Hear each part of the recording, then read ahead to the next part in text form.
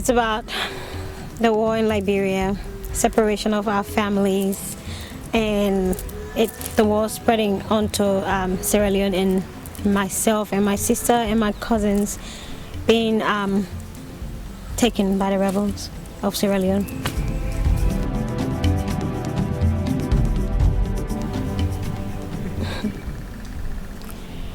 Absolutely devastating, because our lives changed in a matter of seconds. What we knew as normal was, horror came to our doors. So it was horrible. Probably watching my friend's son bleed to death because he fell hard on his head. And probably when I felt sick and couldn't walk, that would have been the time, because you needed to stay alive. You needed to be healthy to stay alive.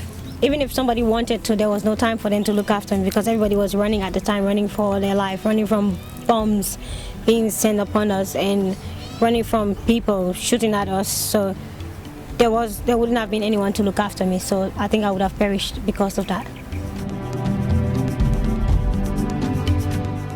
Yeah, several times. Well, the first time was in the estate, in Bannersville Estate, when I was 9 years old, when the Charles Taylor's rebels entered the estate. That night they killed one of our neighbors in the parking lot, and I was in the room, in our bedroom, peeping through the window. They didn't see me, so I saw him get shot in the head.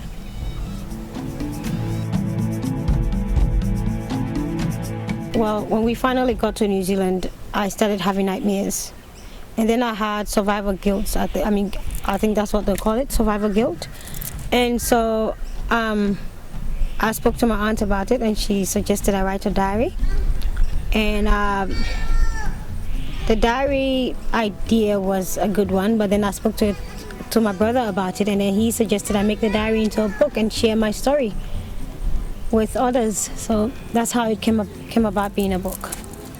Initially, of course, it's a frightening situation. Some people in Sierra Leone or Liberia wouldn't want their daughters or sisters talking about being taken by rebels for not only, even if it's for a day, you can't talk about it.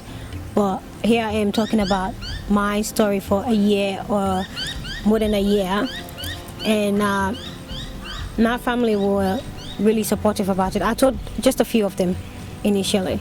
Obviously, my brother suggested it, so I just spoke to my sister, whose name I mentioned in the book a lot, and my dad, and I think another aunt, and they were supportive about it. I never told my mom. I just told her I was working on something in honor of her, that's all. And it was meant to be a surprise. When I experienced what I experienced in that book, the first time the war happened in Liberia, I was 9 years old. And when I came home, my mom had to be at home, or at least I knew my mom was coming from work around 5 or 6 o'clock. So for me not to see her that day, okay, I knew she was traveling, and then she was meant to be back in 2 days. For me not to see her 20 years or so over, it causes a lot of pain in a person. And you can imagine the confusion that would cause in a 9-year-old. Let alone a 6-year-old, because at the time my sister was 6 years old. And then again come to Sierra Leone, feeling like this war, this force, this negative force is following you to another country. It breaks you. So everyone, or every girl, or every boy, every human being has something in their life. Sometimes you don't choose when it starts. We all have things in our life that break us at a certain stage. But you have to find a way to overcome it, because you have two choices. You either let it break you down and make you nothing, or you get past it. You try and get past it. I don't want to say you get past it, because you just don't get past it. It's a process. It's a lot of work. You have to work and get past it.